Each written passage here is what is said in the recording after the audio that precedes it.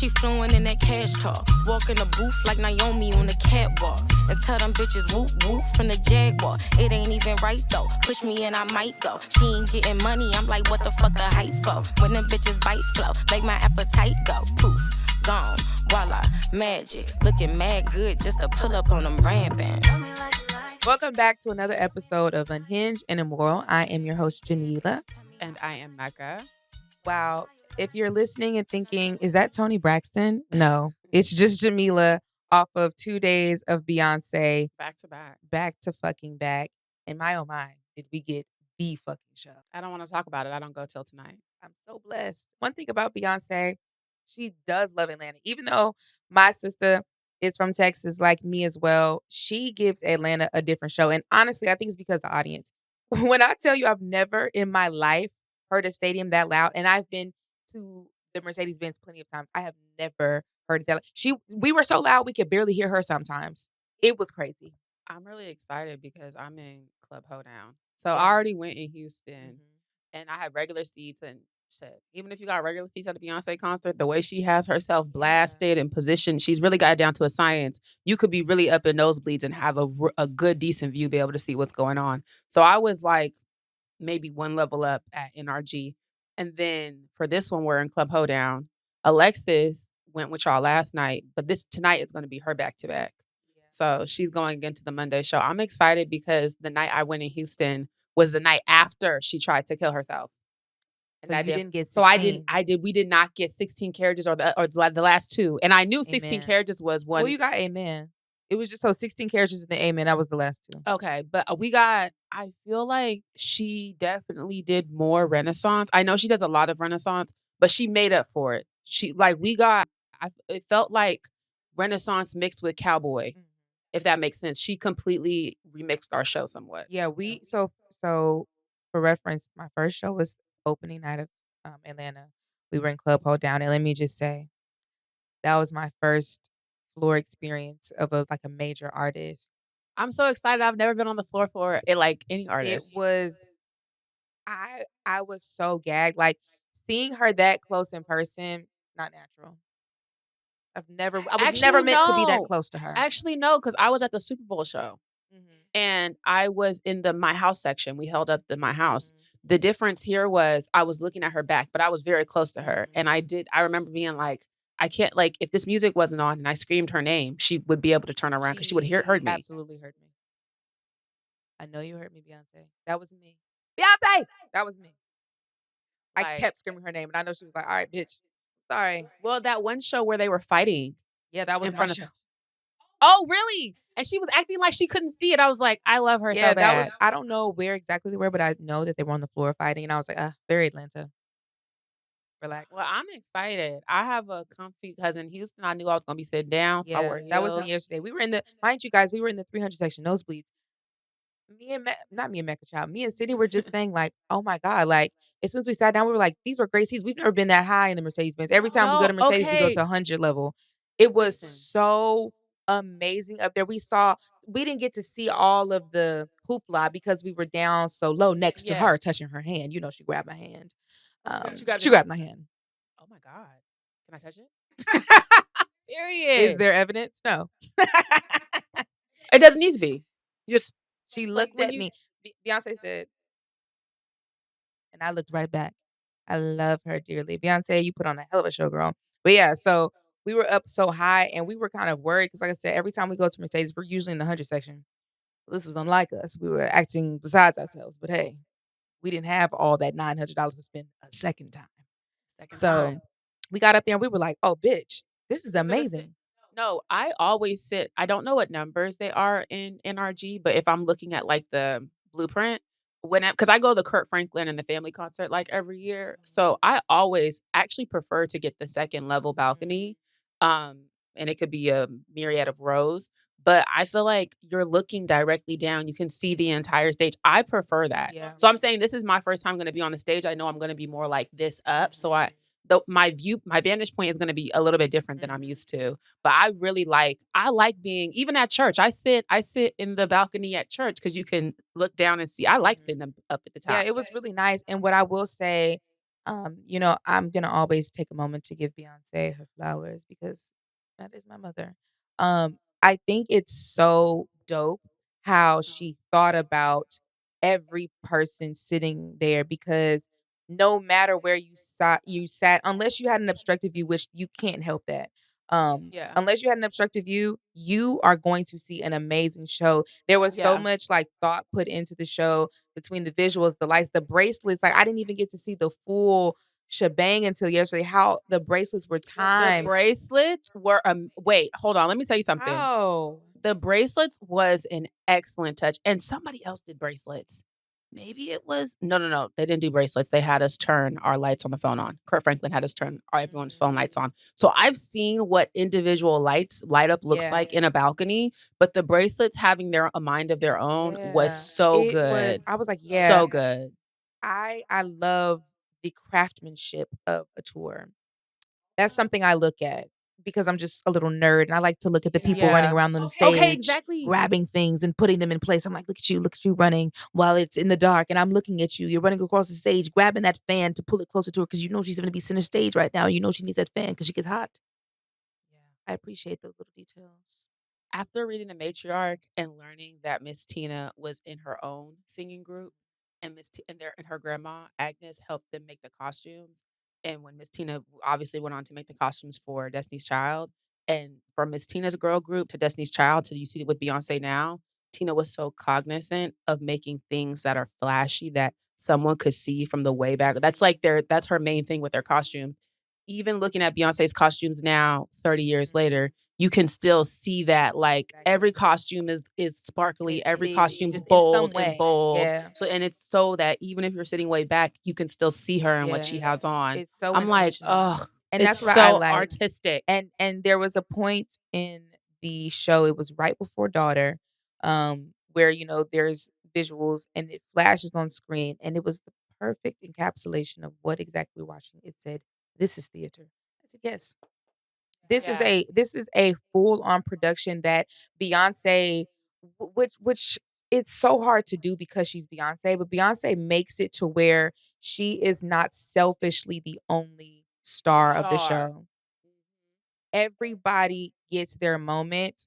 And Yes. I so appreciate that because to put on such a big show like that, there's so many people involved. Like whenever the musicians have their solos, they're on the big screen. Whenever the dancers have their solos, they're on the My big first set of screen. twins. Hello, let Les twins. Hey y'all, like everybody gets their moment. And it was just like, and it was really like watching a symphony orchestra play because when I tell you timing has to be exact because everything is on timers. Like the lights, the tech that has to go into that. Like my mind is boggled. I would love a documentary. I know she did one for Renaissance, but I want one specifically, Yeah. just creating this tour and how all of it came to be because it's like I'm amazed. Like Them NDAs are ironclad, but I do think as she starts to slow down, obviously, we're gonna start, and NDAs run their course. We're gonna start getting a lot of documentaries and a lot of tidbits from the people who work behind the scenes. And I'm not talking about tea and gossip. I'm talking about this is what it took to put this production on. This is what I did. This is what, and I'm looking forward to that piece because again, and she might give it to us herself. she might. She's such an archivist and historian of Yeah. herself that on her own time. No, I'm saying it's it's on her time. You'll simply have to wait. To be honest. And it's gonna be so good and detailed. And I like that she lets us know that, I'm doing this. Like she's recording every single thing. Because even when we saw the Renaissance movie for the moment we did, even though we don't have it now, I would like it, mother. I have a feeling that and this has always been my guess, my estimation. After we get Act 3, which I do believe is rock, It's thank obviously rock. God. It's And if obviously you know rock. me, you know I'm finna cut the fuck up. I live for rock and roll. Um, but after her trilogy is complete, I do think we're gonna get a movie of some sort that kind of encapsulates the entire trilogy. But I also think we're gonna get a really good documentary from her. Because her last documentary was good. It was so long ago. Life is but a And dream. but it was, I was gonna say that was when Blue was Sister, first born. I'm hungry. I like it. I just watched My Mom Jane, Mariska Hargitay's. Girl, that shit was I good. heard that was good. It was actually not that I didn't think it was going to be good because it's fucking Olivia Benson, but Jane Mansfield, another archivist story of was herself. so crazy, like the way her parents died and stuff. Like I'm just like, damn, bitch. But now that we're talking about archiving, they have a family storage unit, and Jane archived her mom meticulously and obviously in the 50s, this was so much harder. Every newspaper she was in, she had books and laminated, and laminate. Obviously now they're kind of crumbling, but I mean, just the time that Jane Mansfield herself took to archive herself. They have file drawers full of pictures of them as kids. It's insane. Like they have the storage unit looks like an apartment. And they were going through it. They had, and mind you, she was talking about they hadn't been there since she died.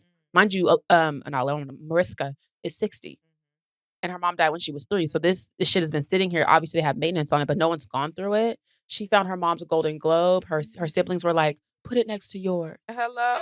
I was boohoo crying. What a Gag. Her Jane Mansfield has a daughter she has as a teenager. So her oldest sister was 17 when her mom died. So obviously she got to live her whole life with her mom. So Mariska made a whole photo album for her oldest sister of like her mom was like it was so good.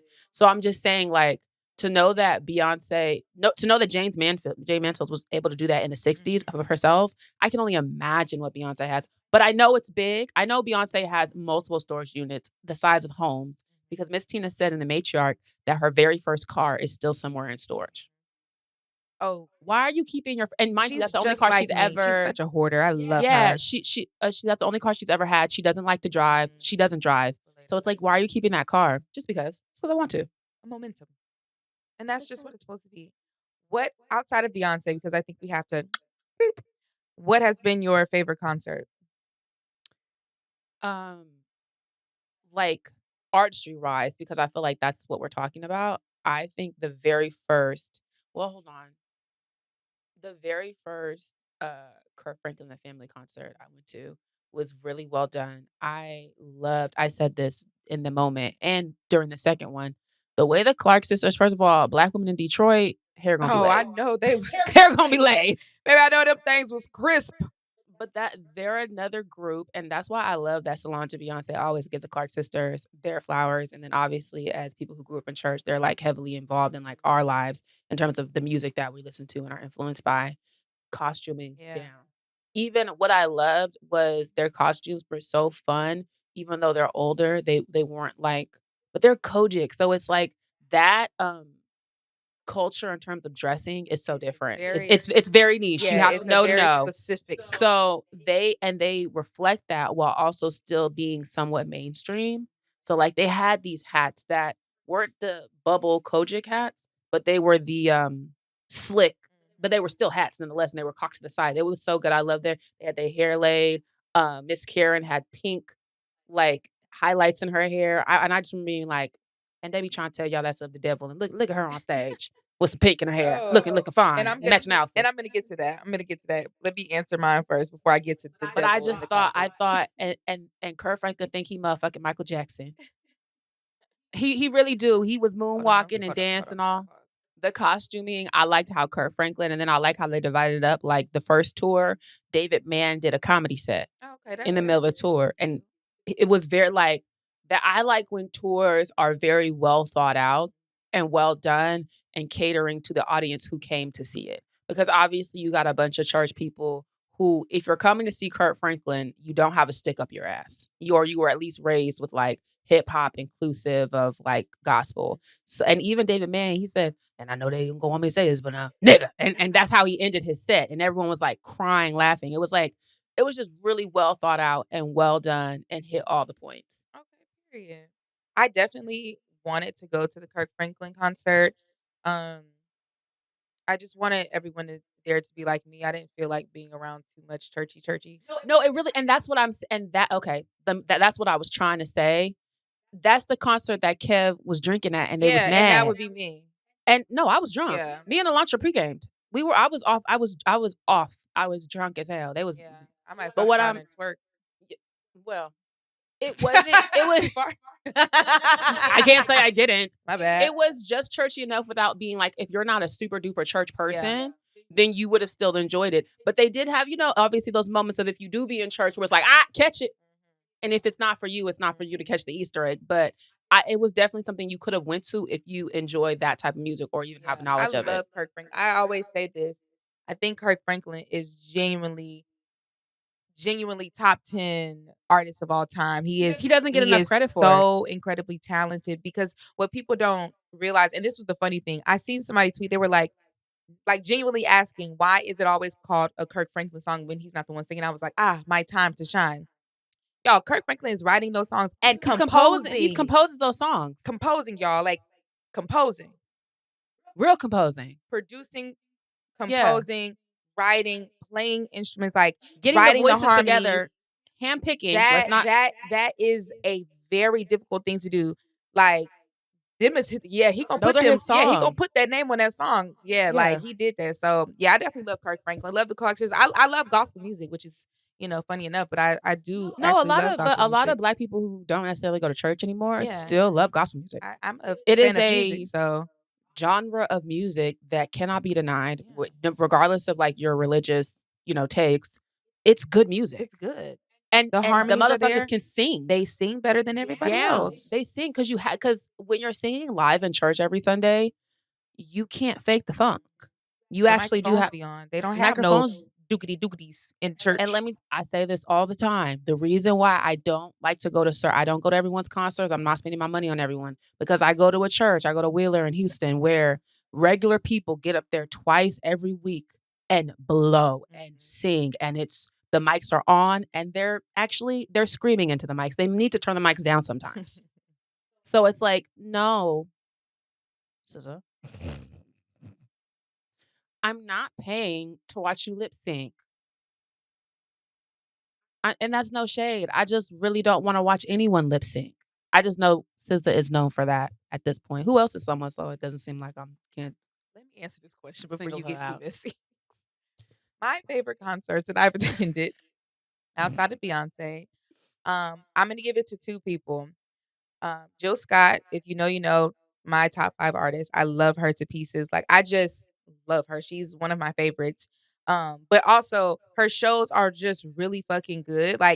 Jill puts on a show from the musicianship to also the way she rearranges her music. I really enjoy that because she gets down. She is a vocalist, truly. Her background singers sing very well, and she just really takes you through the performance. And she's kind of one of those people that's a little kind of on the niche side. So she's gonna give you those deep cuts that you want to hear, and you just feel so fed when you leave. If you're a Jill Scott fan and you go to her show, you are gonna leave being like, "Oh, she shut it down!" It was just everything. And then the other person, not that it shocked me, but it kind of shocked me, was actually Tizo Touchdown.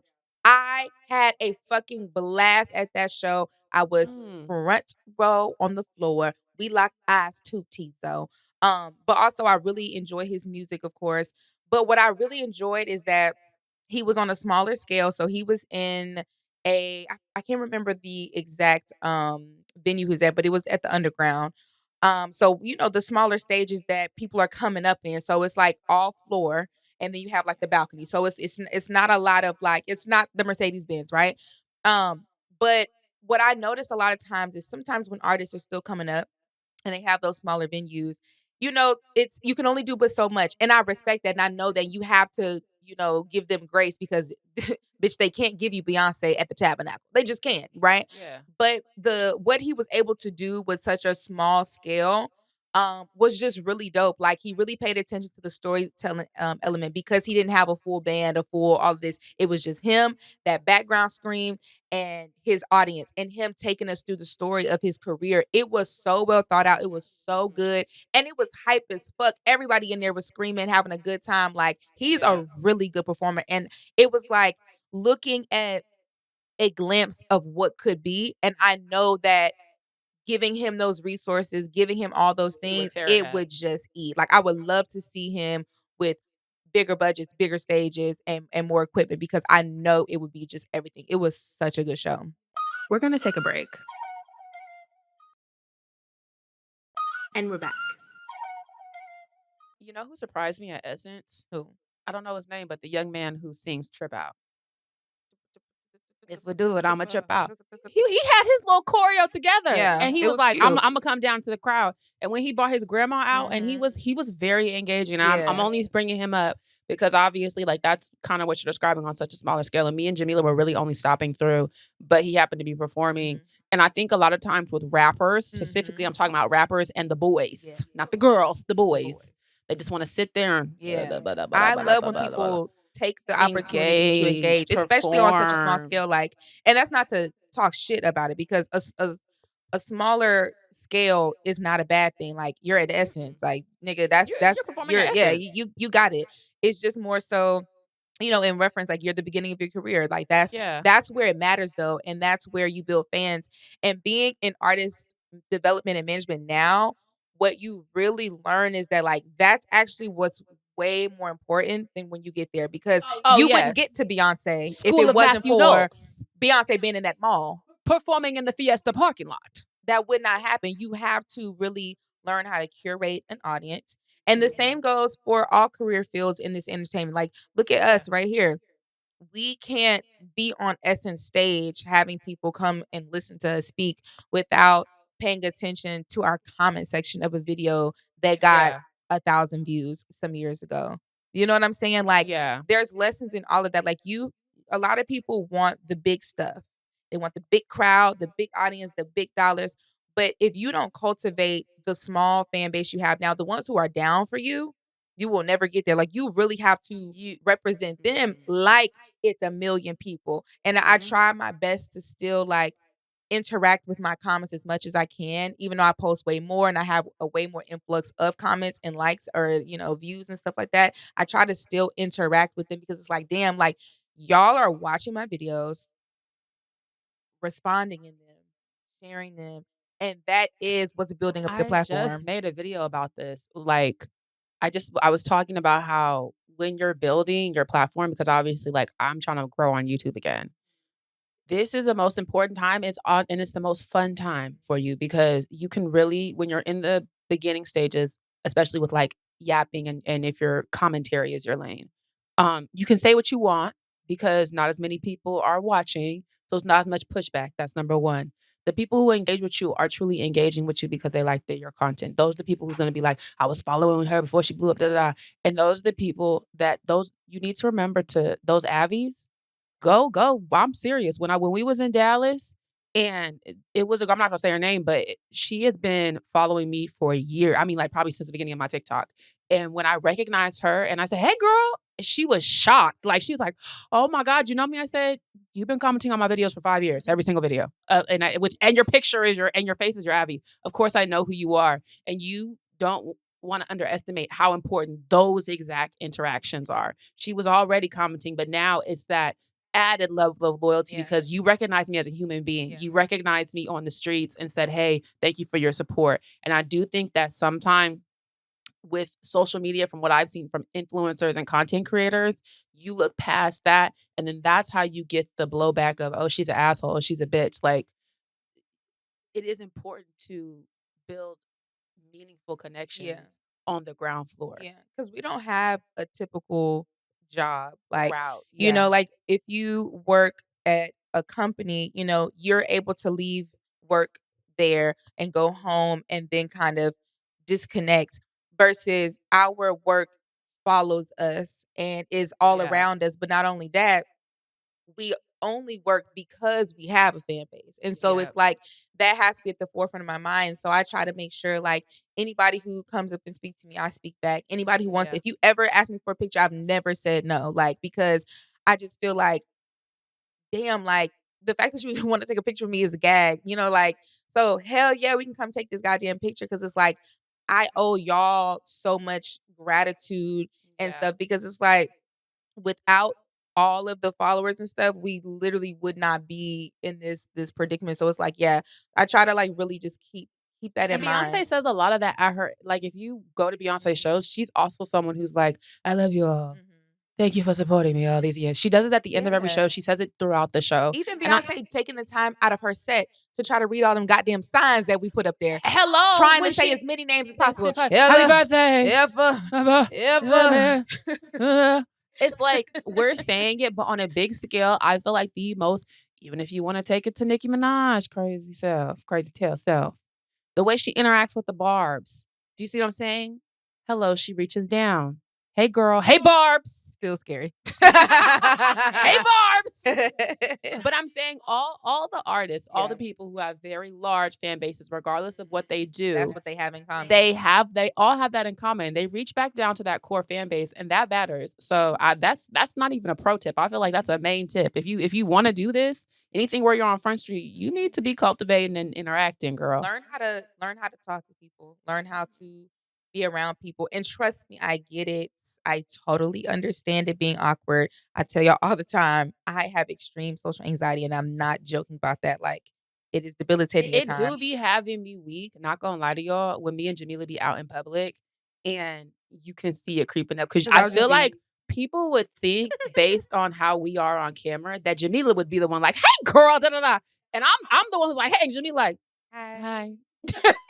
Whole time my body is buzzing, and I'm trying to like fight for my life, and I try to fight through it, and especially when it's like large crowds of people, just in general.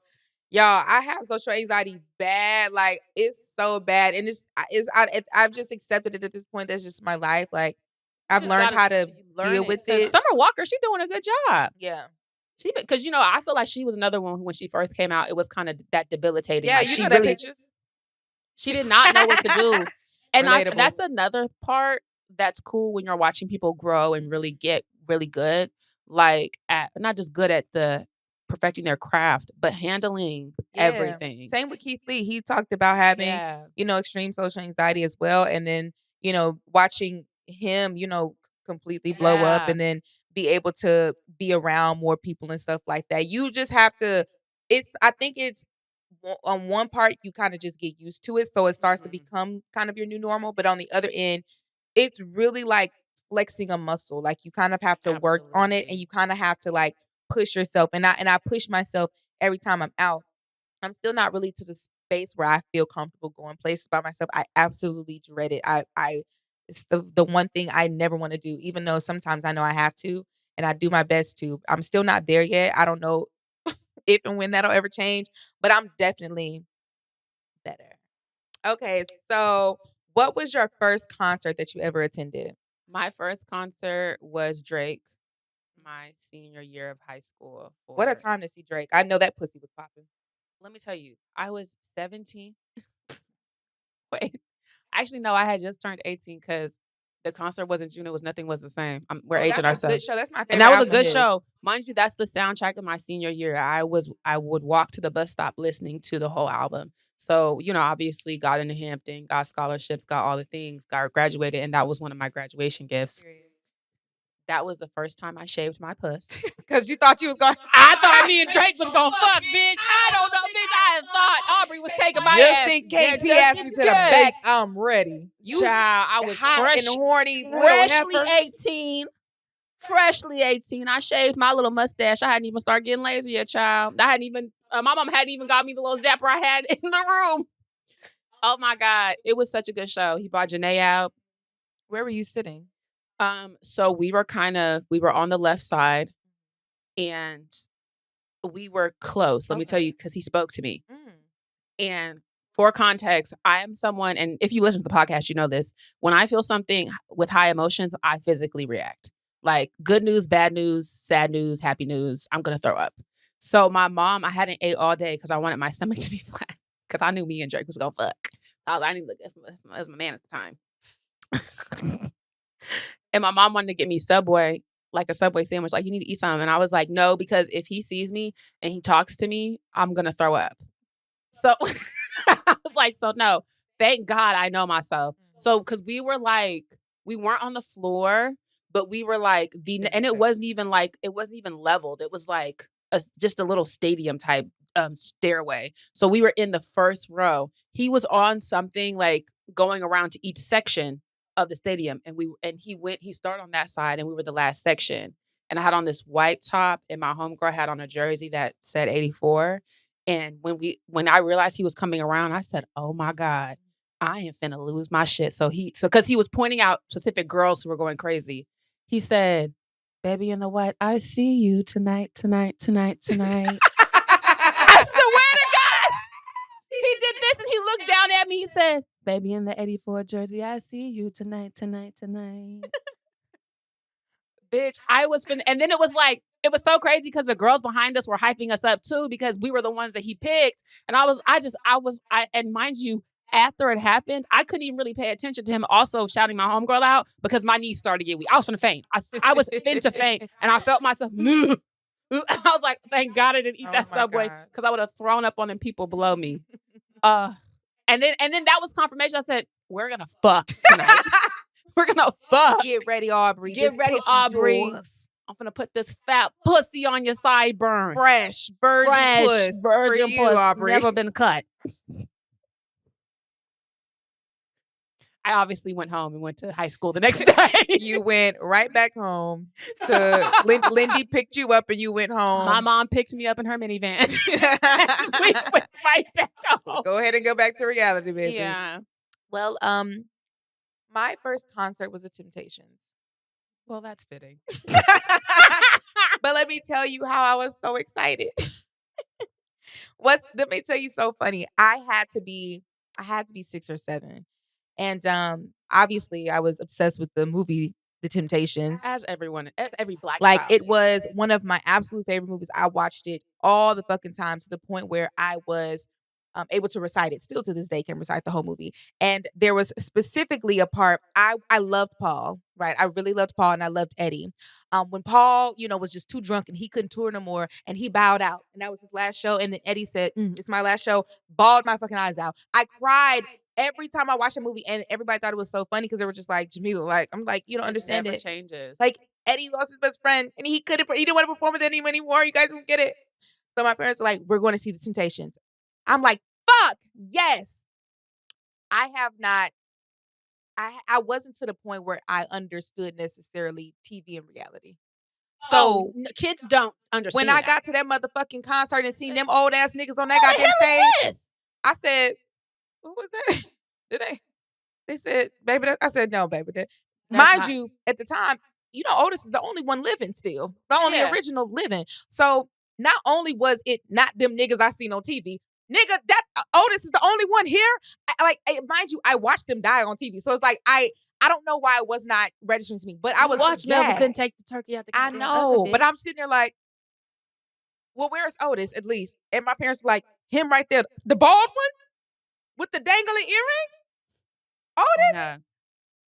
So after it kind of settled in, I got to sing and I had me a good old time. And it was in this, it was shocking. in Beaumont. And we went to this, it was a smaller theater, kind of like a tabernacle type shit. Yeah. But baby, my little 6-7-year-old self had a blast singing every song louder than all them old ass people in that goddamn theater. I had a good time with The Temptations. Did y'all have, we had an inside joke that we also watched The Temptations a lot.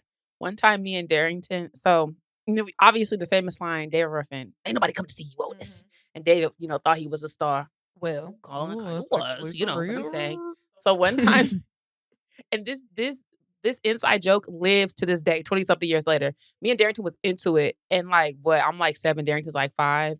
He was like, "Mecca, stop being a hater like David from The Temptations." And it's like, my god sisters were around, my mom was around, and the way everyone started busting out laughing, because this is during the era where BET would play The Temptations like Baby Boy every other day. And when there was nothing on, we trying to just watch The Temptations. So it's like, we knew what he was talking about, and he's obviously 5 years old, and so did ass. So the way to this day, you're being a hater like David from The Temptations. Stop. You're hating bad. You're being a big hater. We always, first of all, we recite that line so much, but something that my family always says, and it's bad because it's it actually wasn't funny, but it's so funny. We're like, better not take that long way around, bitch, because you're gonna die. Because the way we always say, why did him taking the long way around kill him? Blue, why did you go around? Because they couldn't get to him. And I'm gonna take the long way around. There you go, Blue, trying to be extra in that goddamn wheelchair, and now you're dead, taking the long way around. You didn't even have to go that way. That's actually so good. Why you ain't let your mama go get that lemonade out the Frigidaire? And I'm going to take the long way around. Now you're dead, Blue. It pissed me off. Mind you, years later, coming to find out that ain't even how that nigga died. Pissed me off. I hate when movies do shit like that. I thought this shit was real life. I thought that nigga died on the long way around. Wait, and was it Paul who committed suicide? Paul Paul committed. He was on them that gin and juice. That liver was fucked up. He also had real bad liver issues. But he killed himself because he couldn't perform no more. Pop. No, that was true. Yeah. Wait, somebody else passed. And maybe They all died except for Otis. I know, but I'm saying they not the way that they claim. Not the way that they claim. I was gonna say. And this, can I go into your theories? My theories. Okay. So here's the thing, and I've always said this. I've never liked Otis. Let me tell you why. I always felt when I watched that movie, something about when David Ruffin said, "Ain't nobody coming to see Otis," stuck with me. And I said, he meant that. There's a reason. There's a story there. And I have always believed that Otis was actually the real hater of the Temptations. Let me tell you why. When we got the Temptations movie, that nigga was the only one alive telling everybody's story. The way he killed off David Ruffin in that motherfucking movie, bitch, what you mean they just dumped that nigga on the side of the road? That's not what the fuck happened. I felt like he hated David Ruffin and he gave him a really horrible end to that motherfucking movie. And I thought it was some real hater ass shit. David Ruffin was the motherfucking star. He was the motherfucking voice. Otis. Shout out to Otis. Like, you OG for real, but I was gonna say I thought you was hating for real. You was low key hating on David. Why you did that? But you know, like Leon improv that line. Leon did improv that line, and I just felt like he was really Otis off in real life. That's the story. Exactly. Otis was mad. And that's why. And the thing is, if you go back and rewatch that movie, Otis is painted like a fucking angel outside of the cheating and the cheating and shit. But he's painted to be like the best one. Like he's the one who got his head on straight. I mean, shit, he the only one still alive, so I give him a little, 1-2 on that. But I said, nah, Otis, I think you was low key a stick in the mud. And them niggas, they said, oh, nigga, you think you some uppity Negro? That's what he was probably acting like. He was probably acting like an uppity Negro. That's all I'm saying. I just feel like every time I watch it, I love Otis because it's like you're the Temptations, like you're an OG. But I always felt like Otis was a little bit of a hateration. But I was gonna say David Ruffin famously OD'd. Yes. Right. I was gonna say because but it's specifically the way he portrayed it in the movie, like, and nobody know what happened. And he just threw him out the goddamn thing. I was gonna say, and it made it seem like nobody cared that he died. Jimmy Eddie Murphy from Dreamgirls is based on David Ruffin, if you don't know. And they did a better job of like portraying what actually happened with David Ruffin. Yeah. Like he made it seem like nobody gave a fuck that David died. When it's just I was gonna say David, it was a big deal when he passed. Exactly. And then when Blue died, obviously that was his best friend. You see everybody, really gonna miss you. First of all, I cry on that scene every time. Every time! It's so sad! Your smile. I was gonna say him and Paul as a kid. So but that was like my first concept of unaliving yourself. With Paul and the Temptations. Killing yourself. Can we say that? This isn't TikTok. Okay, well. No boundaries, no guidelines, bitch. You're right. What was our tagline? Act like you're not new here, bitch. You just said pussy. Wait, because I'll just say. You just said put your pussy lips on fucking Drake. And now you want to say on the live, bitch? But the term is died by suicide. He died by suicide. He died by suicide, but that was my first. I didn't know that was the technical term. So you can't say kill himself? Yeah, or committed suicide isn't technically. Why you can't say kill himself? Well, because it's ignorant. Oh. Yeah. No, I thought it was you talking about guidelines or something. Not guidelines, but just technical term, politically correct terms. Yes. So it's political. One thing about niggas, they killed us. The nigga killed himself. Took himself. That was my first exposure to that. Really? And yeah, probably mine too. No shade, because I was like 6, 7 years old watching it. That probably was mine too. Like, and it took me a minute to realize what happened because it's a scene where he's in the car. And I was just like, oh, why he's screaming in the car? And then like the second or third time you watch it, you like, oh, all you see is a pop. Like, so is he gone or like what happened? And like I was like, oh. And you know what? When Paul was at that goddamn piano, he sang his heart out. He did. He was drunk as shit, but he sounded good. Child. I was so sad once I really realized what was going on. I said, that's so sad. When his wife was, maybe you should put the drink down, baby. Get over here. I said, oh yeah, drunk as shit. That was familiar. I've seen that type of drunkenness before. When the man is shooing the wife away. Hey, old niggas.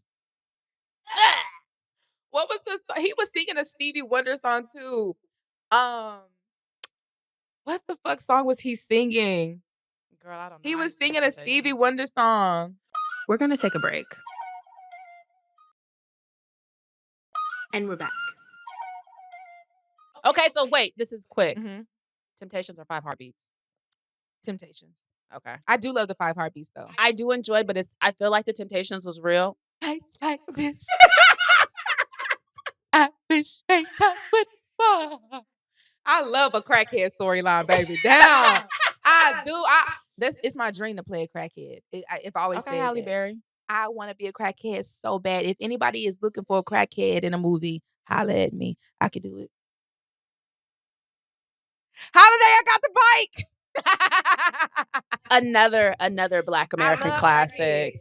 Yeah. Dang, Wow. how we get here? We was on concerts. Now we talking about that was my crackheads. first concert. Temptation. Okay. Now our next question is dream concert. Melisa told me. Melisa said at the top, the people have to be alive. Why? See, that was Michael. That was Michael. He's here. He's here. What happened? What happened? On God. On God. I didn't like that. Here. Michael, no. Hey, Mike. What happened? Explain what happened. We was going to talk about Mike Jack, and something fell over in my chair because she said it had to be alive, and he knocked that shit over. Like, why I gotta be alive? He literally just knocked that shit over. It literally went I off. told y'all I bring spirits with me everywhere I go. We didn't talk in your house. We didn't talked about this 100 times. That's we just Michael, need. y'all. I We told just y'all need Michael something did else. No, Michael. I told Okay, y'all your that he second. knows me. Your second favorite concert thing. That's Well, Mike, not Beyonce. you know the real answer, Mike. Mhm. So if we talking about alive, my dream concert alive, which is crazy because I've been knocking them off my checklist because I got to see Jasmine, I got to see Usher. Oh, I saw Usher too. We didn't even mention yeah. that. Usher was also 10 out of 10. We gotta circle back. Usher, I'm sorry we didn't mention you when we were talking about people who deserve flowers. You, my friend, on them goddamn roller skates. The only bad thing I have to say about the Usher concert, and this is a team thing, you should have been at the Mercedes-Benz. You are too big to have been at State Farm. That's why you had 20 shows there. Nigga, you are one of the only peers of Beyonce. Genuinely only male peer of Beyonce. And that show, I forgot to mention that as far as like one of my favorite shows. That definitely is absolutely. in there. Like, I accidentally got too fucked up at the Usher concert. That's how happy I was. I had a blast. To the and point Usher looked at me and I was all the way up there. Listen, to the point where when I went to Beyonce in Houston and I'm going to now, I'm on a 2-drink minimum because I was watching the videos back, and mind you, I had a great time. But you know how when you're so happy, you're like, yes, another shot. I was Sabrina was like, you were slurring. I said, and I had a blast. Yeah, I like to be very like cognizant of the concert. So I really don't ever drink too much of the concert. I only had one. I remember I made that big church hat for Renaissance, and I snuck little shooters in the hat. Okay. So I had two. I was drinking at the Beyonce concert, which is what I want to do. I can drink while I'm there, but I can't drink before. I was a perfect amount of like tipsy to Renaissance to like cut up. That Usher concert was unacceptable. He was beside you. I was beside myself. And then y'all don't know, Usher was my first love. I just knew I was 7 years old. Like when Confessions came out, I knew I was gonna fuck. I was really hot in the pants, y'all. Like, what is you doing at 7? Put that thing away, girl. I just knew. I said, cheated on Chili. Would never be me. Never be me. Yeah, his concert was really good. I wanted to eat that cherry so bad. Usher, the thing what he did to that cherry. Oh, God. Maybe it was for the best. I'd fuck. I'd have been like them old ladies. Baby, them old ladies in them goddamn chairs, I was like, ew. But that relatable. Yuck. Wait, when you're at the age where you see aunties like being super horny in comment sections, and the thing is, I'm not so old that I'm gonna do it yet, but I am getting to the age where I understand. They have no shame. They have no shame. I'll be like, no, but y'all, you're not wrong. I'm not finna comment. I'm not finna engage and do what y'all doing, but you're not wrong. I'm not doing that. I'm not there yet. No. But I also would suck the skin off that dick. I saw that in this comment section. And I've stolen, I say it to niggas when I'm in a certain state. You heard it here first. Skin gone. Skin off the dick. Non-existent. Dream concert. Okay. It's so hard. I definitely Kendrick is on the list. I really wanted to go to this most recent tour. It it was just so much happening. I couldn't make it. Like it was not feasible at the time. But I definitely would love to see him in concert. Brandy is up there. He's a good one. I know she's going on tour now. I'm trying to figure that out because she's Monica. The I thing want to see is that. she's going on tour in Atlanta on Halloween. Everything's happening Halloween. So it's like I kind of am like, it's so much happening. So hopefully I can catch maybe a different city or maybe they do another date. Man, I've honestly seen so many You're a people concert that person. listen, I'm going to a concert. I've become more of a concert person in the last few years because I've been going to festivals like Essence, One Music Fest. I tried to go to Honey Fest in Sugarland, but I didn't end up going because for the rain. But like I've been seeing more concerts in the last 3 years than I have my whole life. Yeah. So even though that's why I'm like, I've actually seen a lot of people perform at this point. Yeah, I've seen a ton of people. So that's why it's hard for me to say like who's still alive because even the people that are still alive, I'm probably gonna see them soon. I saw Janet Jackson during her tour run, and she stopped at Essence last year, not this past year. I was wow. Yeah, I went to her show, and I know she was on before. real tour. Yeah, I went to her actual tour the year. I think it was like 2019, maybe. I think it was 2019. Baby, and that for me, the gag. I feel like I've gone to my dream concert.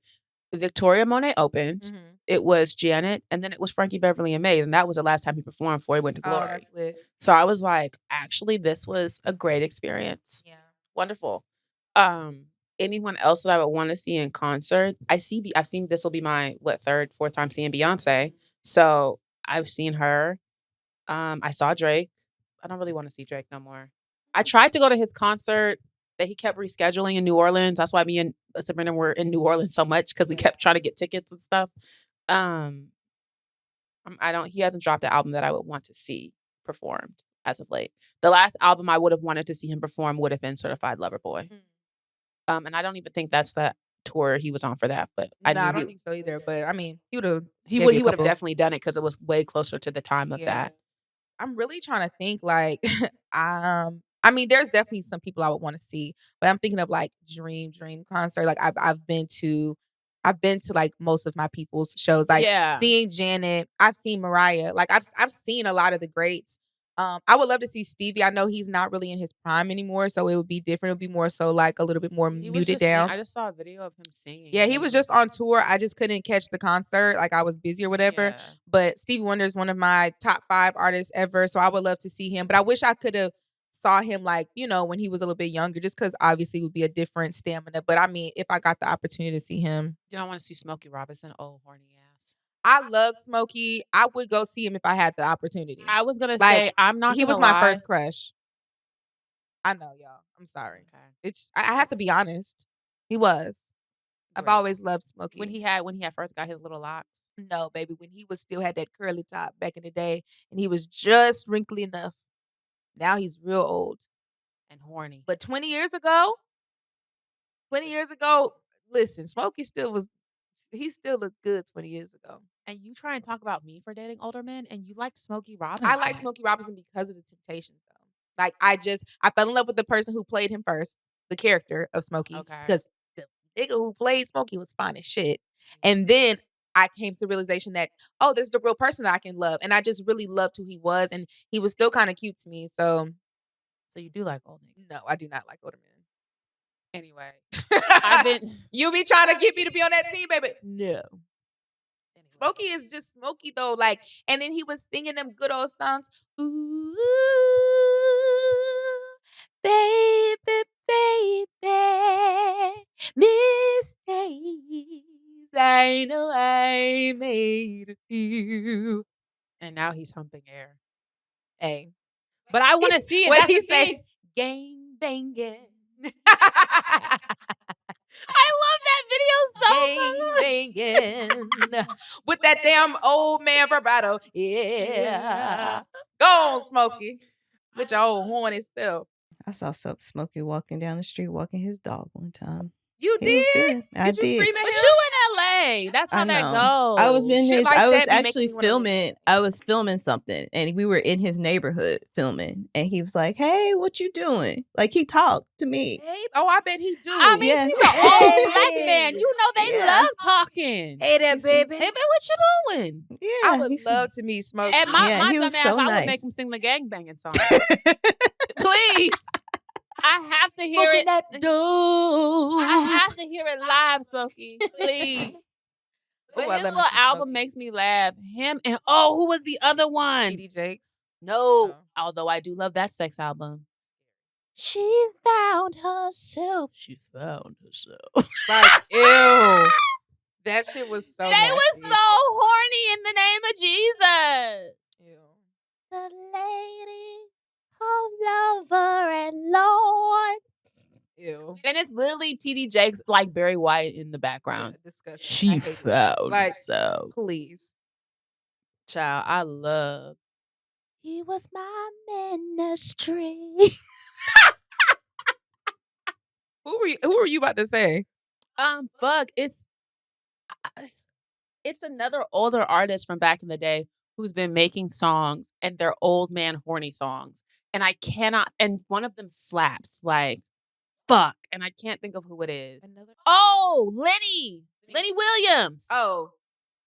Girl, you know I love you no matter what you do. Oh. Yeah. And I cried. That song is 20 minutes long.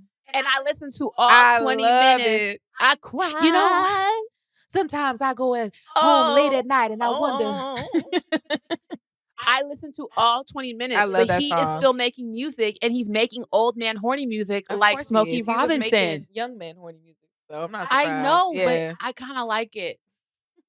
So I was actually listening to that all 20 minutes and said, you know how you're just like, what's Lenny doing? He made a song last year. And I said, okay. That made, and then obviously it's like artists like this, Smokey Robinson. That's how I found out Smokey Robinson was making old man horny music. And I have to be real. And still performing it. If Smokey goes on tour and I have the opportunity, I'm going to go see his old man horny music Let me tell you set. something. Smokey Robinson is top 3 songwriters of all time. I'm absolutely going to see that nigga show. Hello? Out of respect. Are you kidding me? Sing your old man horny music, Smokey. That nigga You've was earned it. Motown music. You've earned it. Are you seriously. kidding me? Hell yeah, I'm going to see Smokey. Like What if he's it's like a this whole genius. time he just wanted to be horny and they were like, clean cut. Smokey, stop. Stop. We're not doing that. And he's like, oh. He said, okay. And now the he good just has looks was a minute. Ooh, I know that you could be an hour. I know Smokey. He said he really wanted to say if good puss was a right. I was crying over that pussy. He really wanted to say some nasty. He wanted to freak say shit. some nasty shit this Yeah. entire time, and evil Barry Gordy wouldn't let him. Barry Gordy's still alive. That's crazy. I I've been know. thinking about that. What's up with that? I don't know. No, let me stop. Because last time I said something about somebody that died. Yes. I rebuke. We're not trying to wish death on nobody, No. but Barry, you took all them people money. Listen, Jamie Foxx played you too good, Barry. Curtis was supposed to love me. He played you, and if you was really acting like Curtis, Mr. Barry Gordy, You know, and he you was 17 times worse, I already know. I You know, Barry used to run them heifers up and through there, up through Hitsville. Oh yeah, I know Barry used to have a slew of women. He was the big nigga in charge, mind you. At a time where what shit else in Detroit but that goddamn little station, baby. Oh, he had all the Detroit hussies running in and out that goddamn Hitsville. I know that's right. I love old school hoe stories. I need some of that. Listen, the fact that if you go to Detroit, they don't like Diana Ross makes me laugh. I'm so Hey. sorry. And I'm only going off my TikTok comment section and people talk about their grandmamas. My grandmama, they don't like Diana Ross in Detroit. Really? Tell me more. I want to know all. Like, I hope like somebody has been taking notes of like all of the old Diana hoe Ross stories. is, I'm not, and you would too for a check. Like, Hello? I'm not mad at, like, in the way Are that you kidding people me? are You mad think at I her. wasn't gonna sleep with Barry Gordy for a record? And maybe she fucked over her friend. It was a different time. Diana came from the projects. She had a Hell yeah, dream. putting that thing on Barry. Give me a hit record, Barry. Make me the lead. Put it into my Jill Scott. Baby, You know, like, I some of it love is Motown, like, y'all. I'm not gonna sit here and say, I don't get it. She wasn't supposed to do that to Flo. She wasn't supposed to do that I'm to so sorry to those ladies. Sorry. Y'all are still legends. Still legends. But sometimes bringing it back to Beyonce, not that she's done anything nefarious, but the drive that it takes when you are laser focused, the people who make it to the top are not necessarily the most talented. And I say that because you can be the most talented, but the person who's willing to work 17 times harder than you and just as regular talented is going to be more successful than you. It's proven, not even just in the music industry, across every single career line, the person who puts in the work. And so Beyonce is a person who she's incredibly talented. That talent is there. I'm not saying she doesn't have it, but she also works. She's so fucking hard. Crazy workaholic. I remember a couple of interviews and Latoya Luckett was like, we was all playing at the mall and we got in the car. We was like, B, what you doing? She was in there writing music and we said, oh, okay. And we left. She said that a couple of times, like, that girl's work ethic when they were teenagers, 16 years old, and she's in the car writing while they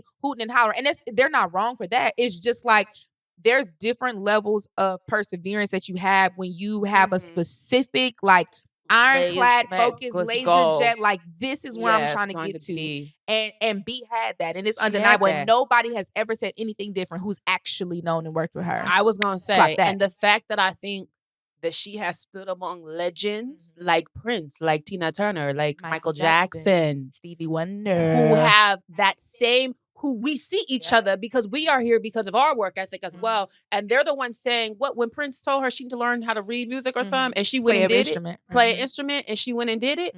It's like, that's the level that's going to take you there. I'm being so dead ass. And so we're letting it back to Diana Ross. Maybe in her time, because we always have to consider we are the most blessed generation of women in terms of what we have access to and what we don't necessarily have to do to get to where we want to go. Just simply 50 years ago, it was not like that. Harvey Weinstein will let you know he's still alive and in prison for his crimes. And the girls who wanted to be stars simply just said, because the girls who didn't are not stars. And that's not a problem. Some people choose themselves. But I'm also not going to fault the girls who said, I mean, put me on my back. Especially like when you put in perspective, like, it's not hard to fathom falling in love with your boss when your boss is Barry Gordy. I'm sure he has some type of steez on him. You know what I'm saying? Like, there's a lot going on. You're working in close proximity with this. It's not hard to fathom that one of these ladies in here got a chance with Barry. And bitch, it was gonna be me. Baby was already fucking Barry. He was running through the group. That's what I'm saying. But I'm saying, like, if it's not a hard concept to understand. It's not a hard concept. But in terms of the way that, like, sometimes we talk about Diana Ross. I mean, I've had this conversation on TikTok before, and I know the comments I read in terms of she was wrong. Maybe yes, but also, I'm going to consider, and they get mad when you want to consider nuance and time and space and why and when and all these, but that shit does matter. It matters. I'm sorry, it matters. And you can't make it not matter. And you can't hate her more than you hate Barry. Hello. So y'all gotta not make it matter because it doesn't make sense. Some of the energy y'all got from for my my godmother, Diana, wrong energy. Because if you gonna have that with her, you gotta have that with Barry. Because baby, the way Barry was running through them like a Tomb Raider. And Marilyn Monroe was another one who was well known for she laser focused. She wanted to be a star, and she didn't mind doing certain things because at the time that's just what you had to do. And it was just like, okay, if that's what I got to do, that's what I want. Even today, you have some girls who don't mind. I'm not judging. I really don't. I don't think it's. I think you should have the choice. That's what I think. I think if you don't want to, it shouldn't hinder you. It shouldn't hinder you. That's what I'm trying to say. If that's what you're willing to do, baby, but girl, Because that's when it gets like, abuse. That's a crime. That's a crime. If you don't want to, you should still have the space and opportunity to be successful without doing it. Yeah, I would hope if you consensually decide consensually decide to fuck with the boss, I would hope you got some perks out of it. Dare I say? What's the point if you're not? I'm sorry, you're not gonna make. I'm not ever gonna boo because again, like you said, sometimes girls fall in love. Yeah. If you know anything about a warehouse, motherfuckers be fucking just off proximity alone. And sometimes that gets you an extra break. If you're fucking the boss and you're not getting no perks, babe, your pussy is broken. Broken pussy. It's not working. Or that nigga is just not it. Like trash. think about that. And it's just like I said, like I'm never necessarily telling you need to do that because that comes with its own things. But if it just so happened to where your pussy falls in the lap of the boss, consensually, you bet your bottom dollar you should be getting something out of it. Let me tell you something. If I was fucking the boss, I would be coming up with extra PTO. Don't know how. I'd be getting paid and I'd be off. Something. I'm leaving here with something. That's why baby who was fucking Skip. Hey, would she leave with a meal? Exactly. I'm leaving here with something. Shine the bottom line, darling. The fuck are we talking about, bitch? The fuck is we talking about? We're gonna take a break. And we're back. Okay, so speaking about concerts, what is something that used to happen that maybe doesn't really happen anymore that you wish kind of still could happen for concerts? I know exactly what I would say. You say yours first, because I don't. It's not that it doesn't happen anymore, but it doesn't happen nearly as much. Bringing people on stage. Yes. It doesn't happen a lot. And I understand why people get weirder and weirder as time goes by. I don't know why. And it happens here seldom. Like you'll see Chris Brown started bringing people up kind of like in a Janet Jackson way, humping on them and kissing on them and shit like that. You know, his fans love that. But back in the day, like I'm talking about, there wasn't really a lot of barricades. It would be stage and audience. And I'm talking about you could just be swooped up onto the stage. But too many, you know what's happened? Weird. It's got weird and y'all started killing celebrities randomly. Yeah. Walking up on them at meet and greets and shit like that. Like, no, seriously. It's like, I totally understand why and I, as much as I love Beyonce and as much as I wish we got that experience to where, you know, she was right up there to the audience before her barricade, I would never even want her in these days without a barricade because I want her safe. And Julius, thank you for keeping my mother safe. But I wish I was just there. Kids? You know, Julius has kids. He got a whole family. I had no idea. He's just on payroll, baby. That's the CIA. He is that nigga is more secure than the CIA. I promise you ain't nothing touching Beyonce with Julius around that ball head. I didn't even know Julius had children, child. I had no idea. Yeah, he does. I learned that a while ago and I was just like, and you know, at this point, he's like not just a bodyguard. He's like her head of security. Yeah. Fun fact, the documentary, The Mortician, did you see that on HBO? Okay. Basically, he was burning all the bodies at the same time and giving people random. It was a mix of motherfuckers in the urn. Oh, that's just evil. It's bad. It's really bad. Oh, my God. What does that have to do with Julius? Okay. Someone who used to, his name was Mr. Andre something. He had like a Creole last name. He used to work there fresh out of college, but then he went on. You know how like when you be watching a documentary, and I was like, "What's the black guy doing?" You know, just what? Because why you in just a white mess? What the hell you doing now? He went on to become a head of security for like Kiss and like Run DMC, and he's written a book about like what that's like. Okay. And so that I know that Julius is not just Beyonce's bodyguard, but he's the head of her security. So when I was reading it, I said, "Oh, this is what Julius does," and it's so much more than just like I'm your bodyguard. It's strategic. He has it's his own company too. I recognize specifically him and then the white dude. It's this white dude. I don't know the white guy's name, but I recognize them because they're the ones. I think he's like maybe tethered to Jay or maybe even Blue, the white guy, because I always see him around too. But of course, like Juice is well known. But it's a whole strategic thing. Oh, yeah. And he does and he does tour management and stuff. So I was just basically reading his background and relating it back to my knowledge on Julius. That's what that has to do with you. And so I say that to say, Julius, I now have a much greater understanding of what your job entails. And thank you so much for your service. Thank you. Keep protecting, mother. Love you. But yeah, I do wish I was just more so in that time period where that was a thing, because I'm a fan that knows how to behave. I would never do anything to disrespect my beloved artist. But being able to like kind of like, bro, Michael Jackson used to pull people on stage and they would hug it. Baby, I would have been, I would have not let go. I would have been just like that little Asian girl that he had to pick off of him. Like, please take me with you. But like, that was so dope. Like, just stuff like that. Those organic moments that they used to have. What's the sound of R. Kelly? Huh? Are you coming to Who Wants to Come to America? Who wants to come to America? Do you want to come to America? His crazy ass. That nigga. Do you have a passport? That was a threat. Why bitch. would you say that? The fact that they made that a sound on TikTok, and now whenever we like stuff like this, I'll be like in my head, do you have a passport? It's like you be trying, and that's the one thing that I hate and love about Black people. We don't let references die, no matter where the reference comes from. We gonna use it doesn't matter, because I don't listen to R. Kelly's music currently, but there are certain references that I absolutely still make. Like, do you have a passport? I'm fighting for my fucking life. And Gail was like, Robert. Watching me, do you remember watching that interview live? Absolutely. I was crying laughing. I said, who the fuck greenlit this shit? This thing is dumb as shit. Why would And you? then That Leslie- alone sealed his fate in the prison. They said, lock that nigga Jordan up. and Kenan Thompson. So tasteful. Delicious. I don't know what I'll talk people. Not gonna lie, that's one of the best SNL skits of the last decade. Yeah. Their reenacting They did of that one really good. That was so good. Robert. He was so fed up with him. But back to the question. So what's the thing that you would bring back as far as like concert culture wise?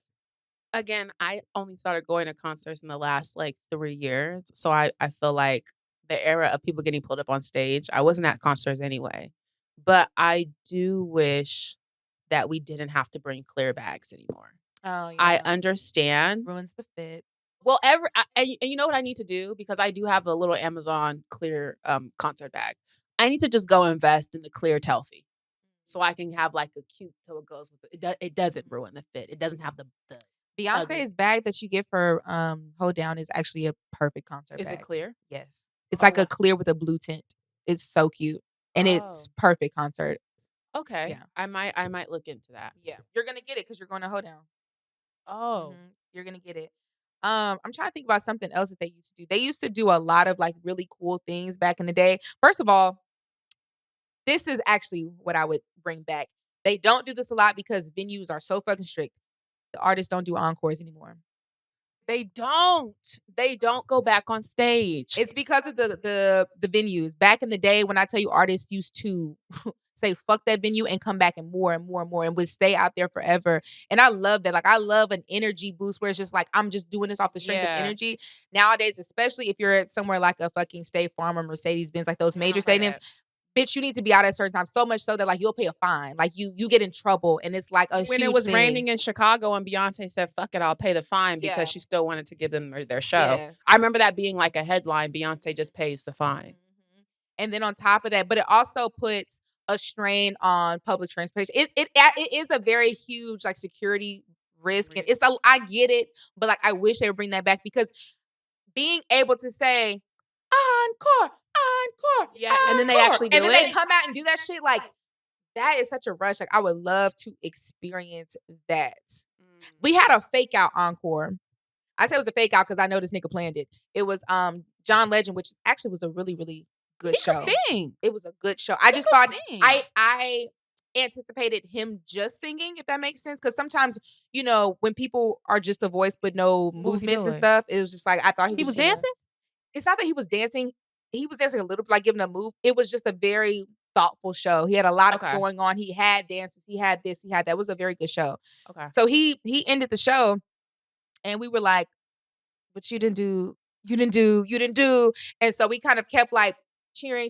But I knew it wasn't a real encore because the band was still on the stage. Yeah. See, real encores, the band is gone, and they're they were backstage like, we gotta go back on. You know, I had to do in the movies. They're calling for you, bro. Go back on that fucking stage, nigga. Yeah, they're fucking calling for you. Like, yeah. And then everybody comes back on stage like, ah! That's what I fucking want. Yeah. I want a fucking encore. We're going to take a break. And we're back.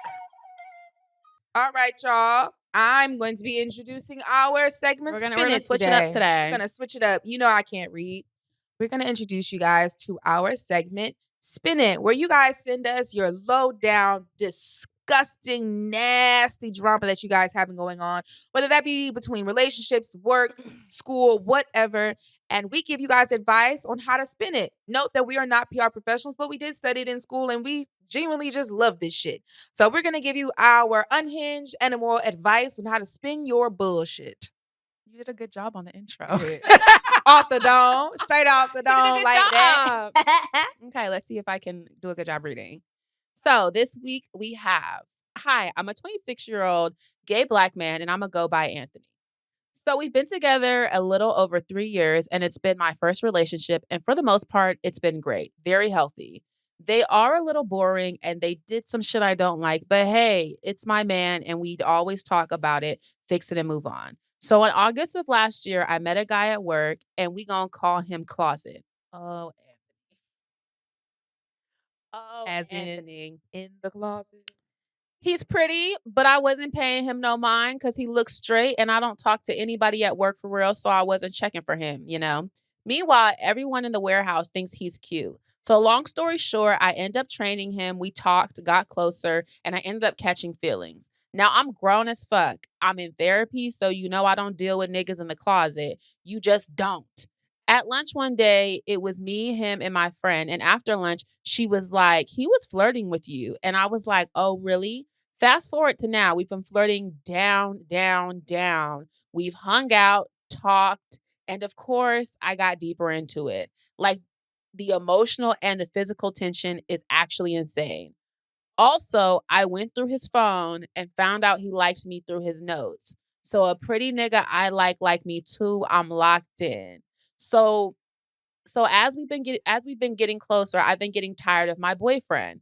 They're boring. I'm not as attracted to them as I am Closet, and they've just been doing stuff that I can't get behind. For context, they're non-Black. I was getting microaggressed by their friends at the time, and they didn't check it immediately, but they did eventually. So me and Closet and our friend hung out yesterday and it was so much fun. And something shifted between me and him. He literally feels like someone I knew in a past life. I've talked to him about my therapist, processed trauma, and I still feel like it's got to be something. But also, to be honest, he just started acting right because the first 3 months or so, he was acting as a closeted man does. And my boyfriend treats me great. There aren't any major issues. They just be boring, and I don't know if I'm feeling it anymore. Also, I've been telling Closet about my boyfriend issues, and he's been agreeing that I should do what's best for me and leave them. So what I'm asking is, do I leave my boyfriend and do my own thing while building connection with Closet? And do I just see if things with my boyfriend are going to work out? Mind you, we're open. So I'm like, do I just leave them at home and be with my niggas outside? Don't piss me off. Hold on, let me finish. Where was I? Because that's why you ain't start there. That's just a Mecca logic. Hold on. So what I'm asking is, do I leave my boyfriend, go do my own thing while building a connection with Closet? Do I just see if things with my boyfriend are going to work out? Mind you, we're open. So I'm like, do I just leave them at home and go be with niggas outside? He is in the closet, yes. But for some reason, I'm like, oh, this going to be like a showstopper. Gay guy likes straight guy. Straight guy comes out as bi and they date. But that's just because the show is low-key mirroring our relationship now. So this plus the past life feeling, girl, it's a universe. But you never put anything past the nigga, you know. Also, Closet is so exciting. Not just the dynamic, but just like himself as a person. He's very ambitious, adventurous, etc. While my boyfriend is the opposite. And I don't want no boring ass nigga. But I don't want to lead them on if I'm not feeling it. What should I do? Thank you guys. I love the podcast. It's just so Black and refreshing. Also, we're all the same age. Oh, I'm finna get black and refreshing on that ass. Thank you, Anthony. Anthony.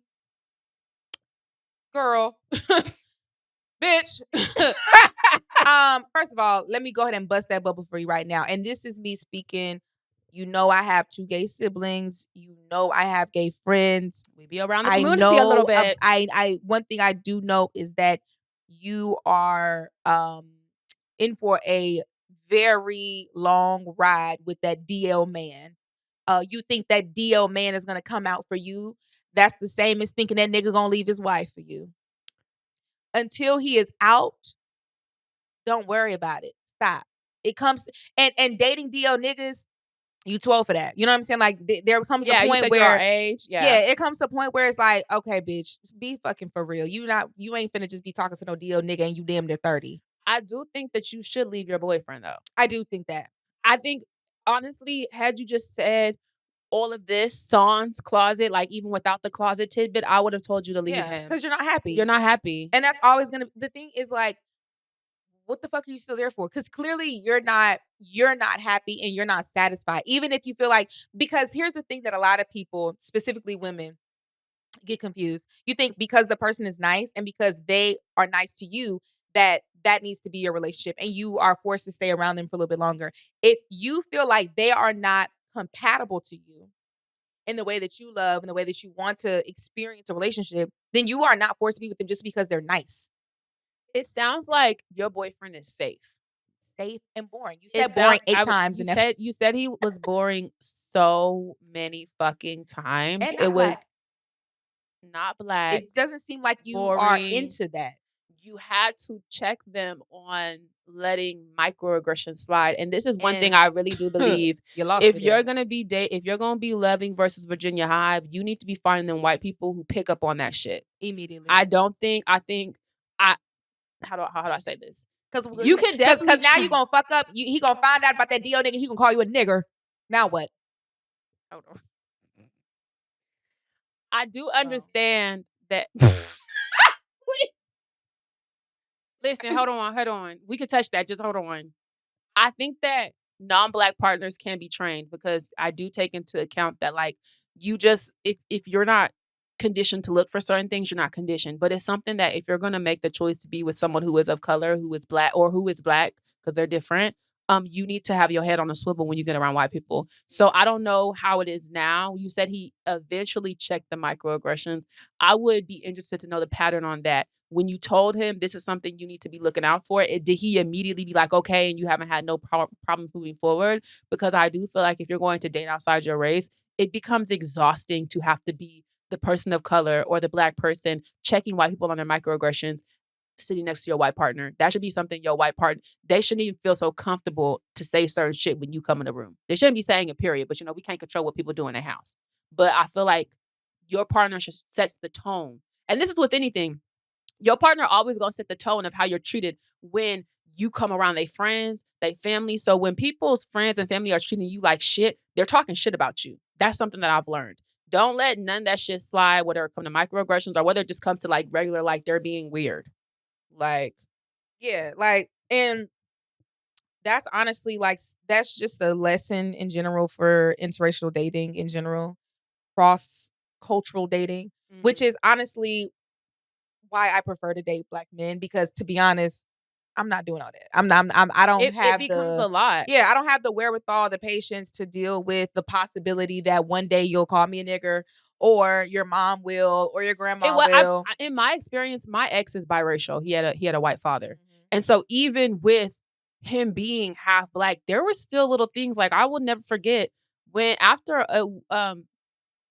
George Floyd, if you remember, George Floyd died, Ahmaud Arbery died, then Breonna Taylor in succession, Toyin died, all within like 3 months of each other. And I just remember they were very much a we don't see color household. And we were not talking about it. This man had 5, although biracial, clearly black sons. They just looked light skinned. Like one had locks. My dude at the time had a fade. Like it was so weird. And I was like, we're not going to acknowledge that they're killing niggas outside.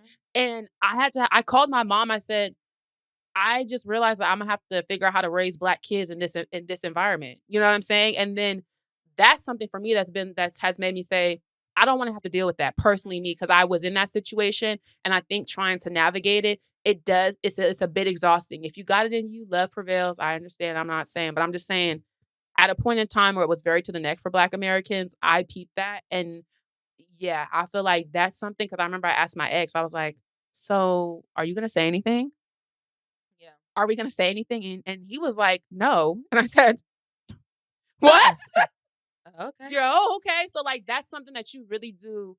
Are you gonna deal with it or are you gonna not? It sounds Yeah. like you don't want to deal with the microaggressions, in addition to Yeah, already right. thinking he's boring. I was gonna say, it's like I'm not really hearing redeemable qualities Yeah. of the relationship. That's not to say that he's a bad person or any of these things. It's just, it's clear that this is not the person that is for you. And y'all are open, but you also feel the need to sneak and deek. So there's something there. Because if y'all Yes. are open, why are you I sneaking was around? going to say that. So if it's open, I think, what I think it is because closet is in the closet. And maybe one thing that is known, I mean, even we know it, that DL men are not to be taken seriously. Right, but you're not being open with your partner, and y'all are open. That's what I'm saying. Like, there's obviously some sort of insecurity in the relationship in general. If you feel the need, y'all are open. Okay, if y'all are open, then why are you not being open about this other I'm saying nigga? the detail about him being DL might be because you tell your partner that, your partner's gonna be like, "Why the fuck are you fucking with a DL man?" That might be the. I wonder if that's a very similar culture in the white queer spaces. I'm interested in that because I think it is. I don't know any white queer people to know how they interact with DL men in their community, because there's a lot of differences within the white queer spaces and the Black queer spaces. And so within Black queer spaces, I know that there's stigma within, dating DL men knowingly, continuously, like there's insecurity there. There's a lot there. And I wonder what that's like in white queer spaces. I would be interested because I've never even heard white people use the term DL, if I'm being honest. So I want to know, obviously there are DL white people. I just am interested to know what that's like in that white queer spaces. Let me know in the comments. Do you guys date DL men in the white queer spaces? Is it allowed? Is it frowned upon? Is it welcomed? I feel like I've definitely heard some of the queens from RuPaul and them make jokes about it. I follow a few Mexican Latino queens too, and at least I know Latinos also kind of have a similar idea about that. And I was gonna say there's a parallel there. It's a parallel with Latin and Black people. They will. How do I say this? Latin people will date white people, so like they'll be referring to a DL man and he could be white. You see what I'm saying? That's what I'm trying to say. So, but they have the same idea, and that will lead me to think that it's kind of similar.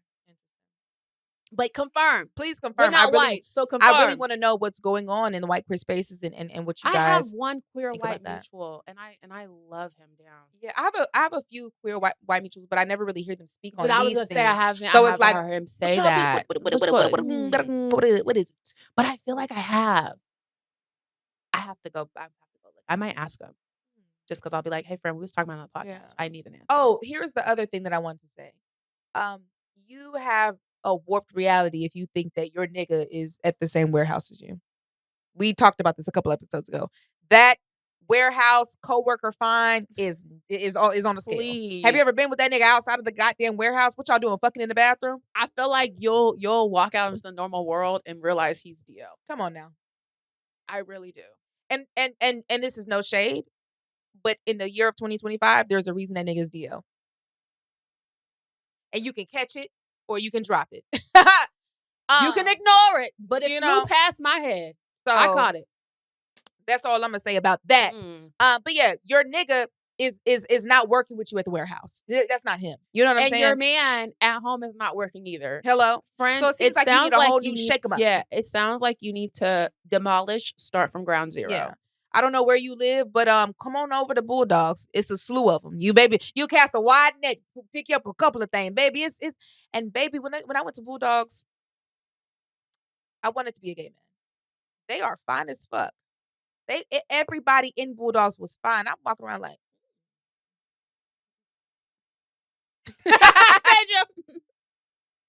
I love it. It like so you if you want to find Black man, go to Bulldogs, baby. You can have one. Now they They do be fighting. The girls be fighting at Bull. But that's in Atlanta. Just go early enough and leave before that time. Because the drinks are strong there. The way they pour them drinks in Bulldogs, bitch. That's all the gay bars. I said, oh, fuck no, bitch. You know where you're going to get a drink? It's a good, cheap, strong drink. It's either going to be the gay bar or the old head bar. One or the other. If you either going to party with the gays or you're going to party with the 45 up crowd. I choose the gays. You could choose the gays, yeah. Shit, it depends on. I'll go anybody. I love this. Now I have to go into my rant about gay bars. I love gay bars so bad, and I remember they were like, I seen this. I don't know if it was a tweet or a video a while back. This is actually before I even ever went to a gay bar, and it was this gay guy or a lesbian girl. I can't remember. Somebody who was queer, basically saying like, you straights need to stay out of our spaces. No, do you remember? And I was like, mind you, I was crying. No, that was, mind you, Jamila's not even really telling the story correctly. I remember because I made a TikTok or a comment about it, and y'all had went for Dev's birthday. Mm-hmm. But no, the video I've seen was way before I even went out. Oh, but it's like do you remember thing. they responded to, like, someone responded to you saying something that was similar. Like the second part. And I said, damn, if your friend invites you out, you can't go. Let me tell you something. You can't go? The first video I saw about this, it was from a white queer person. I do know they were white. White people, so, who just again, said that? I said, white people think they the leader of the white people. Make the rules of the gay people. I don't listen to white folks in any capacity about anything. So unfortunately, sister, I do be at the gay spots, but again, there's a difference when I think personally, this is me speaking out of turn, and it is what it is. I think that there's a difference when you are trying to exploit a community versus being in community with people. I am in community with gay people. And so I know how to respect the space that I'm in. Yeah. And I know how to not take over that space. You don't see me promoting everybody going to these specific gay spots. Like, oh, if you want a cheap drink, come here. Like, I'm not doing that. You know what I'm saying? I'm enjoying the space because I love the queer community. But I think you having two gay siblings also you have no choice but to be in community. And I told this story. I've told it on TikTok a couple of times. I almost fought a white trans man at my homegirl house because exactly what you're talking about. White people, full stop. But white queer people think that they're the end all be all when it comes to who can be at shit, right? Yeah. So in California, I was in community. I had a lot of homegirls who are lesbian, right? But it's not. But then there's me, who's just like, I'll go to the gay bar with y'all because a girl, but not really giving that.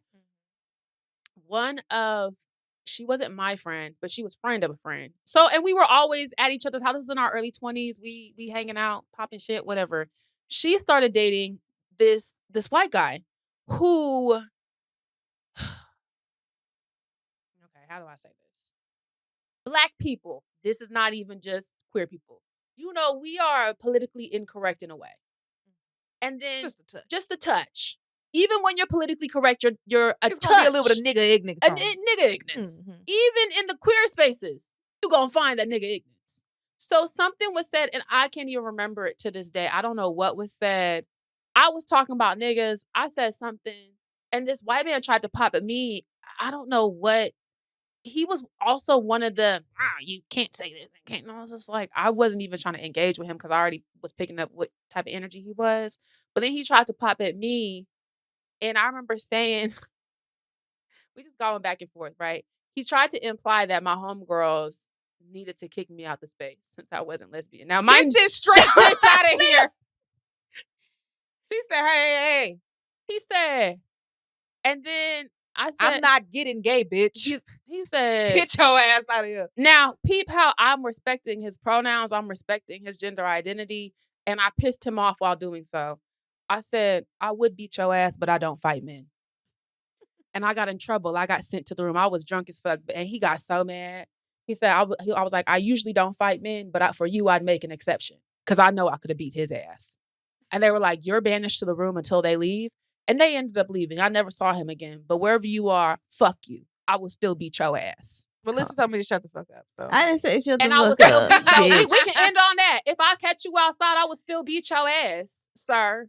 and I will continue to frequent my gay bars and clubs Because just with like a my white person, gay how you gonna tell me I friends can't hang out with my friends? and my gay siblings. bitch, I'm queer adjacent. and bitch is gender neutral. That's the A. We're going to take a break. And we're back. All right, y'all. We are about to read some of y'all's comments. One of my fave parts of the show, because we get to read y'all's thoughts and things about how y'all are vibing with the content. All right, let's get right into it. Kicking it off with Spotify. Diane Capu said, when we were little, my mama used to call it a wash up. Talking about that whole bath. Yep. Okay. Kayla said, the way I deeply resonated with, and the sigma is at the bottom of my goddamn toe. Clock it. If you know, bitch, you know. Ed Chrissy said, Mecca clocking Mila about seeing a cock ring in real life. Were you silent or were you silenced? Wait, what I say? She said you clocked me about seeing a cock ring in real life. And you were like, you've seen one in real life? And I just didn't answer. And she didn't answer. I ain't never seen no cock ring for real. Was it The Lord Douglas said, all I'm saying is I'm glad I was listening to this episode at home because I was actually screaming. You're welcome. Period. And these are the comments from YouTube. Hot Gal Mia 9393 said, my mama used to get so mad when I would dry my hands with the towel hanging in the bathroom. Those are for decoration. Oh, but now, girl, I do the same. This episode was especially unhinged and particularly immoral, but I loved every minute. If y'all clip the dick pic portion, I bet this episode will go viral. Quran09 said these episodes have been so freaked out lately. Sisters, is everything okay at home? I don't know what happened, but you're right. It did get real freaky real quick. I don't know. It was a little freaky today too, but we were talking more about concerts, so we brought it in. Yeah. We'll get freaky next week again. Jakia Cable said the title got it. LMAO. LOL. Miss Vernique said hilarious. Yes, it was called The Cross in My House. Thank you. I wasn't crazy. Got an early morning trip. My parents would be like, go do the cross and let's go. Me, a cheap rag, scrub my skin off. K_guard15 said, woof, I'm glad I had my headphones in. Was that episode this crazy? We were talking about Barnes' dick. So, I mean, that's how we started. So I don't even know where, I didn't even The finish way watching that Barnes has made himself a part of forever unhinged and immoral lore. And last one, Monique Malcolm 11 said, I heard my name and looked around like Beyonce at the Grammys. All right. We got one for Apple, and it's from Kinley_J. Can confirm them Jersey Iotas are built different. Bitch, LMAO. let me tell you, that Jersey Iota, who I didn't even do nothing with him, he's fine as fuck. I ain't never seen an Iota so fine. And then I looked at his line in Jersey, and them I said, they all fine. Yeah, it's something he was different fine about as them Jersey shit. ones. Shit, it's something in the water in the centaur piss when Jersey girl. I don't know what the hell they got. Them niggas is extra overly fine. Oh my God. They have to make up for the rest of the goddamn country. Oh my God. No, literally, like we gotta fix this. We got to do something. Gotta carry most of the weight. Well, this has been another amazing episode. I'm gonna give you guys a couple of announcements, church things, and then we can get out of here. All right. We will be in Ohio. By the time this drops, guys, we'll be in Ohio speaking at the National Urban League Conference. So super excited about that. And we'll be in LA at the end of July. So stay tuned for those details. Also, we are going to introduce our intern, Aria. Is she here? No. Oh, I was like, was she gonna pop? I thought I had missed something. I said Aria. No, I'm just introducing her. So we do have an intern. Her name is Aria. She will be doing all the intern things. We're super excited. Yes, very excited to have her. Reach down. Yeah, we got to a point, y'all, where we just needed some more assistance, kind of getting some stuff out there. So we're really excited to have her join the team. So you guys will be seeing her face. By this time, you'll have already seen her face pop up on our social media. Make sure you guys give her a follow as well. And continue to support the young talent coming up. She's actually coming from my graduate school, not my graduate school, but the school that I graduated from, Georgia State University. So, good little sister going on. So that's really dope. Glad we were able to bring her on board. A lot of good things going over here. I hope you guys were tapped into all things that happened with Essence. We have more content dropping soon from everything that happened there. But yeah, that's pretty much it. Make sure you guys go over to our website, unhingedimmoral.com, to purchase your merch. And if you're interested in being involved in Black American things, since we're so concerned about being involved in Black American things and Black American organizations pushing the development of Black American people, the National Urban League is a wonderful historical organization that you can get involved in for the Black American things, instead of getting on the internet and pushing xenophobia. Yeah. Do something for the community. Thank you. All right, y'all. We'll see you next time. Bye. Bye. Unhinged and Immoral is hosted by Jamila and Mecca. Produced by Melisa D. Monts and Diamond MPrint Productions. Post-production by Coco, Llorens. Production assistant by Melanie D. Watson. Music by Audie and Brooklyn Billionaires. And graphics by Claudia, Choi.